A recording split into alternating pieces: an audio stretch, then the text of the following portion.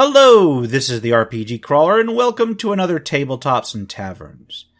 This episode, we're going to take a look at a facet of role-playing games, especially fantasy role-playing games, that used to get a lot more treatment than it has in modern systems. The concept of the Stronghold may not have been around since day one, but it was an expected part of RPGs from quite an early point, maybe day two, and has gradually fallen out of common use over time.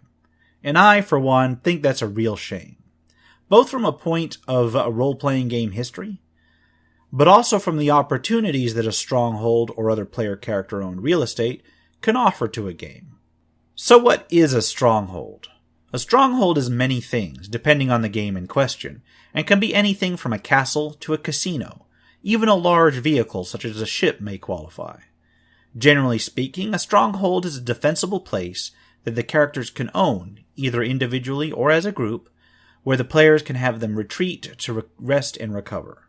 Often, it is also a place that characters can spend money on to improve, and potentially make money from, such as the farmlands around a castle, or the take from a player-owned casino or tavern. Even acquiring a stronghold can be a major goal for up-and-coming characters, and the task of developing and defending a stronghold can open up all kinds of possibilities. In fact, the acquisition, development, and defense of a stronghold can make up an entire campaign by itself with the right setup. The various types of stronghold may share certain common features, but they do serve distinct roles. I'll touch on 4 different types of strongholds, and while there are likely many more than that, these are the ones that are just, generally speaking, going to cover the majority of strongholds you might encounter in play. The most basic is simply a home. Be it a farm in some village, an apartment in some cyberpunk high-rise, a country manor in the hinterlands, or a suburban home in some zombie apocalypse. The home is mostly just a place for characters to rest, parties to meet up, and for loot to be stashed. They can be secure, they can be somewhat reinforced, but a home is generally a place to live first and foremost, and usually incapable of fending off a concerted attack or protracted siege. Businesses are character holdings that can be improved and bring in some sort of income. The aforementioned farm in a medieval setting could become a business if it brings in more than just enough to survive. A tavern, casino, or some other shop might fit the bill as well. Characters can use some businesses as a place to gather, to store their goods, and to make contacts, but there is that ability for the business to make money, either while being tended by the character or while under the direction of an NPC while the character is out adventuring.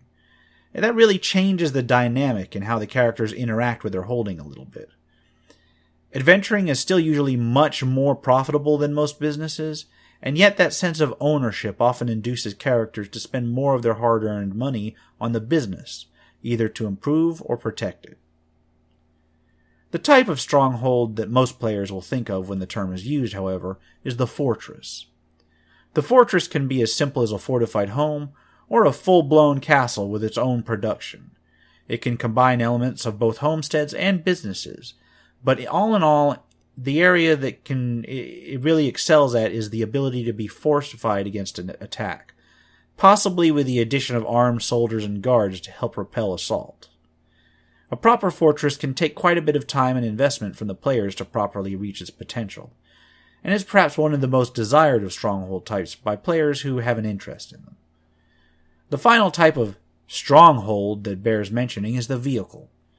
Ships, caravans, airships, starships, and games that support them, of course, are all high-priced acquisitions that can serve as mobile bases, and in some cases can completely replace the typical stronghold. They have the disadvantage of being something that can be more readily attacked and lost, but being mobile, they can simply be moved out of the way of a stronger threat. Further, they can be used for transportation, as is their nature, which can be very useful in and of itself in a campaign scripting, allowing for a fairly static home base, basically aboard a ship or aboard a caravan camp, while allowing the rest of the campaign and the adventures involved with it to change from stop to stop. Strongholds have had a history in RPGs since nearly the very beginning.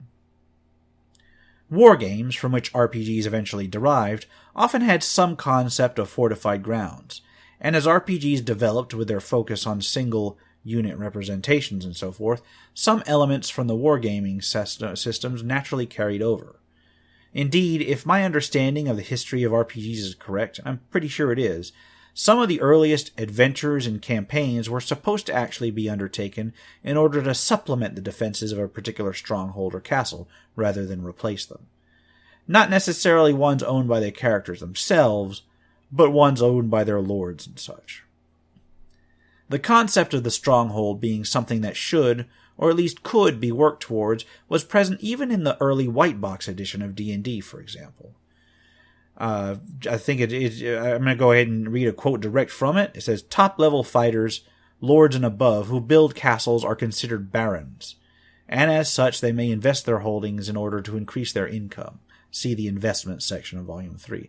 Now, this was an edition that barely had combat and magic rules at all, and it already included strongholds. Whether as a holdover from wargaming or not is really of little importance. The standard was set, and it would be carried over into the next few editions. Indeed, the next few editions of D&D, and other similar games that copied it during those early years, did tend to include at least a basic mention of strongholds, generally ones that could be built by characters of name level in order to attract followers. While in later editions, name level wasn't necessarily the maximum level that could be attained, in terms of general power curve, it lay at roughly the same place that it did in that early white box. Although they have been part of role-playing games in general forms from the beginning, a lot of groups either skipped them or de-emphasized them, and other systems simply didn't include them in the rules at all. Still, even then they had their place, and some adventurers moved away from the idea of a stronghold as something that an individual PC would build, to something that was more of a reward for the entire party. This can be seen even in some video game RPGs of that era. For instance, Baldur's Gate 2, Neverwinter Nights 2 from a little bit later era, where the stronghold is more a part of an overarching storyline than the end goal. As games developed, and the focus shifted further into the realm of brief, compact adventures, the concept of the stronghold pretty much fell by the wayside. Still, some major projects did provide rules for them, though rarely published campaigns that really allowed for them. The third edition of D&D, for instance, had the Stronghold Builder's Guide, while the more modern Pathfinder system has downtime rules and kingdom building rules, both of which allow for various types of stronghold and settlement development. Interestingly enough, even though those systems were largely de-emphasized from most of the other gameplay in the other published modules, they were still quite thorough in their coverage, allowing for fine-tuning and customization of strongholds on a room-to-room basis. Sadly, inclusion of the stronghold rules in the base games tends to be a vanishing aspect. Aside from Pathfinder, little mention is really made of strongholds in many large market share games. This concept almost went completely unmentioned in the two latest versions of D&D. While other systems rules may be adapted, and there's always third-party add-ons, it's still a real noticeable lack in modern systems. So if you're going to use strongholds in your game, what can they offer? Well, there's two ways to approaching that question. First, what do they offer to the characters? If the characters have access to a certain stronghold type, they can have a place to rest relatively securely between adventures.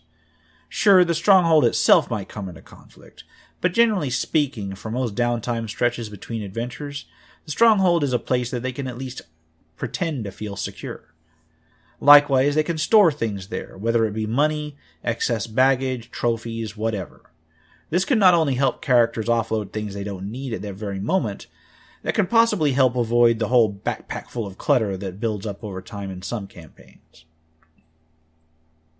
If the stronghold is a business, or includes some sort of productive land, say about a manor or a castle, it can produce a passive income, as mentioned above, and that's incredibly attractive to players even if, in the long run, it's actually a much smaller amount of income than they could gain from simply adventuring.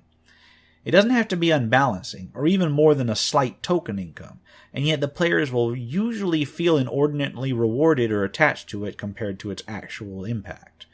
Mostly because it provides something of value to them.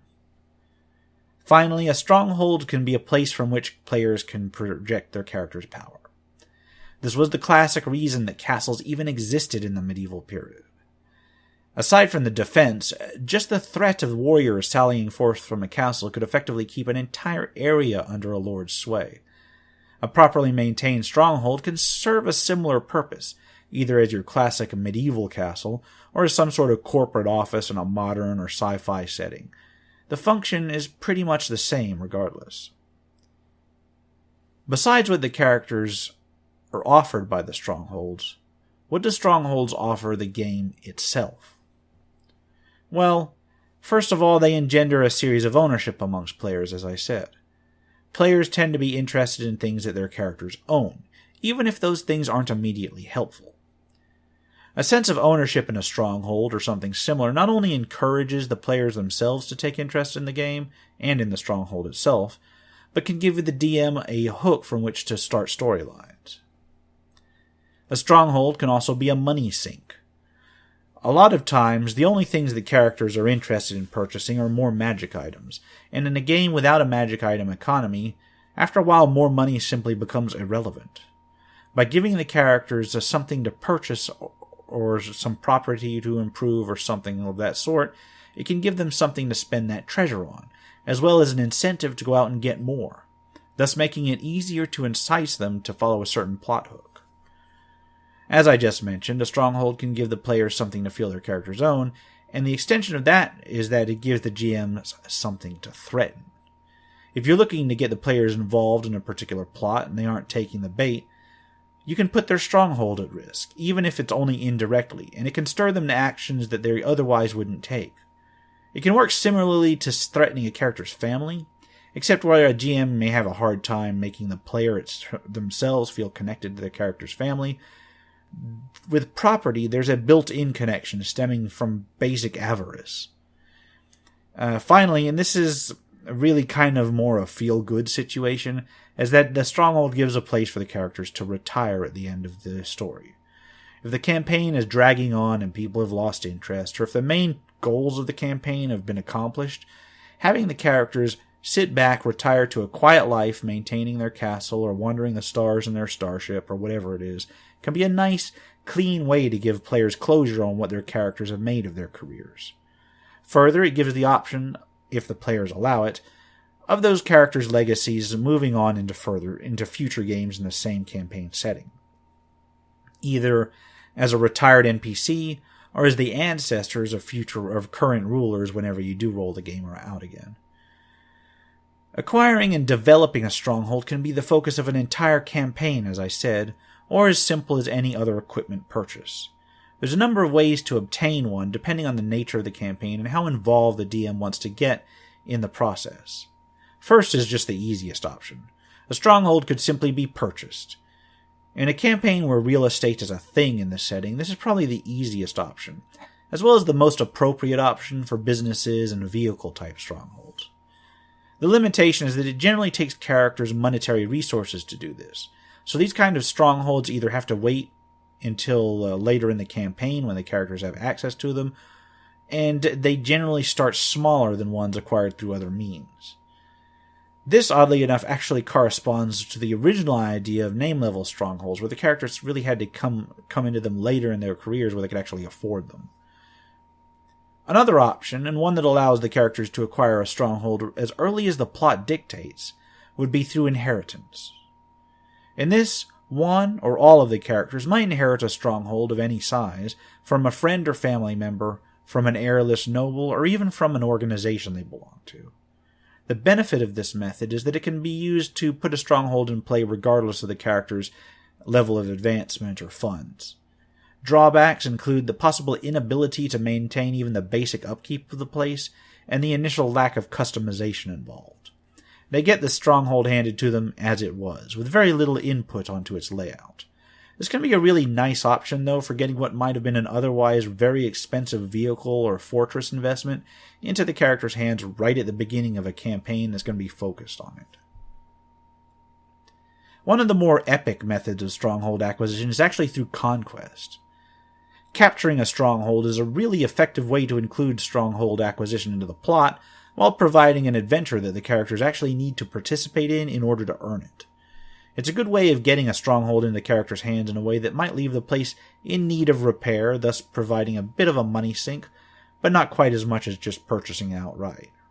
Further, it'll give the players the idea that just because they have a stronghold doesn't mean it can't be taken away. After all, their characters just took it from someone else, therefore someone can take it from them. Once the stronghold, business, vehicle, or whatever is in the character's possession, there's that opportunity for them to invest in it.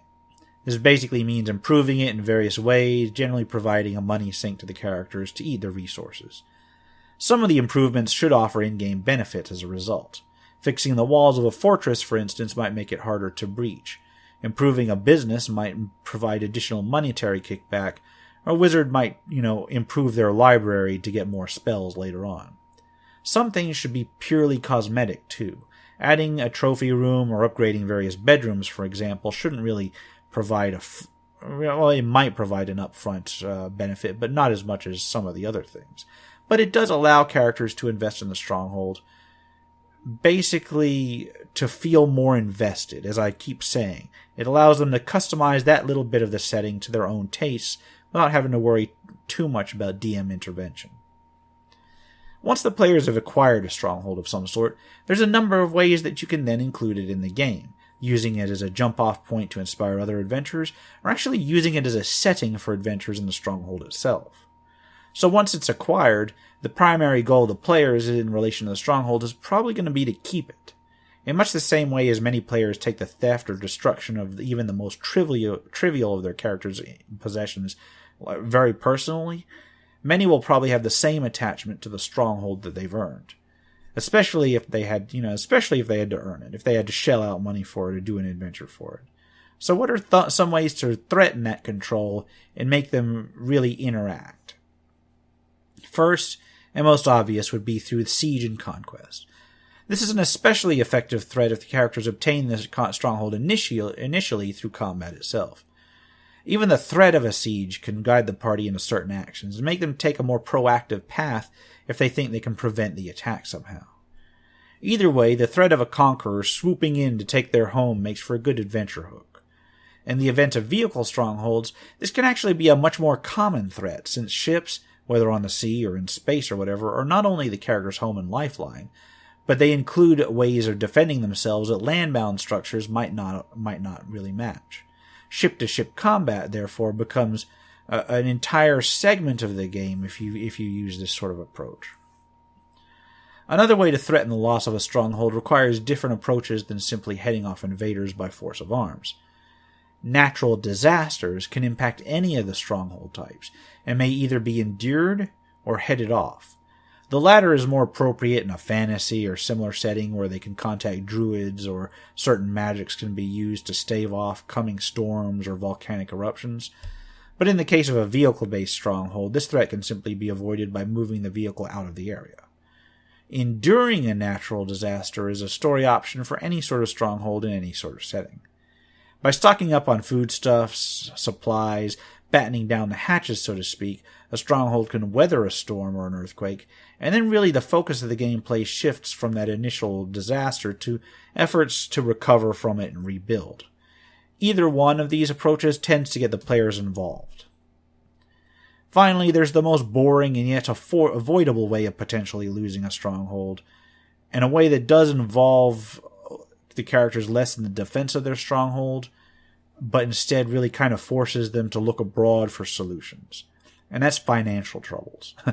Whether it be from debts incurred either by the strongholds or the characters themselves, the hand of the taxman, or just a deal gone wrong, having a stronghold taken away by debt and default is the most ignominious way to lose a stronghold like ever.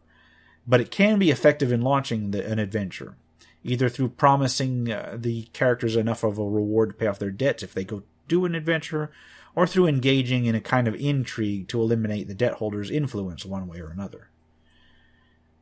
Threatening the stronghold itself may not be the only way to spark adventure that involves strongholds, though.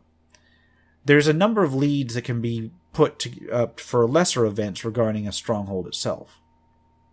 Random or one-off events might provide for their own adventures, for instance. A visiting noble may necessitate preparations, perhaps even the organization of a fair or tournament in their honor. A bar brawl or even a murder on the premises can bring unwanted police attention to a PC-owned nightclub, for instance. These kinds of one-off events may not threaten the wholesale loss of the stronghold or business or other property, but they do require action and can occupy entire sessions. For your classic castle strongholds, just the day-to-day maintenance of the keep and its environs may make for an adventure. The party could engage in regular patrols, some of which might lead to encounters suitable for a proper adventure, or a proactive castle owner could go seeking sages and oracles just to see what might threaten their land in the future. Some adventures may involve scouting through the lands just to find new resources to exploit, and that sort of thing. For a game with more intrigue, infiltration and spies might be something to watch for. There's no guarantee that every guest at a feast, for instance, might have the purest of intentions. Some might be working for rival lords. There's the idea that a new maid at the estate that the PC's hired on might be under the employ of some dark cult or something similar, and they're seeking the ways to kind of get secrets out of the party's keep. A spaceship could pick up a stowaway, unaware of their new passenger until they're already halfway to their next destination. All of these offer chances for the characters to try to ascertain whether the people involved are even threats, and they could use a lot of social skills and such in regards to sorting the entire situation out. Kind of related to this, there's break-ins and robberies. Rather than going through the process of tricking their way into a stronghold in search of information, a thief might simply break in or sneak in. The characters might encounter the thief in the act, find signs that somebody's entered their home or manor without their permission, or they may only find out about the break-in after something turns up missing. If you thought you'd seen players go berserk after being robbed at an inn, wait until you pull a break-in in their own home. Finally, there's the idea, on the flip side, of a break-out. This can be done one of two ways. First, if the characters have taken prisoners in battle, which can happen sometimes, yes, some parties do take prisoners, then they can be on the defending side of a breakout. If you've ever run a game where the characters had to break out of a prison, this is their chance to be on the other side of the coin. Another potential breakout lead is if the characters are somehow stuck in their own stronghold. Say that the stronghold itself has succumbed to a siege, or some supernatural creature has infiltrated their home and rendered the entire thing under their control, then the characters have to use their knowledge of their own home to escape and summon more help, or to find the people involved and take their home back. Either way, it provides more than ample adventure opportunity and may merit looking at, if only to have adventures from a different angle. So we've seen that Strongholds have a history in RPG games that stretches back to its very beginnings. And though they've been de-emphasized in recent tabletop gaming, there's still things that a Stronghold can do for a game, whether it be to soak up resources, get players invested in the setting, or provide a jumping-off point for adventures. I personally think that the idea of a Stronghold, or at least some sort of player-owned property, can be a definite asset. What do you think? Have Strongholds been overlooked too much, or are they an idea that's best left behind as a relic of a bygone era? Leave a comment below if you've got an opinion. I'll leave it here at that. This has been the RPG Crawler with Tabletops and Taverns. If you like what you've seen, remember to leave a like, comment, as I said, if you've got feedback, and subscribe for more RPG content. If you want to help support the content like this, check out my Patreon link in the description below or at the end of the video. Until next time, take care and goodbye.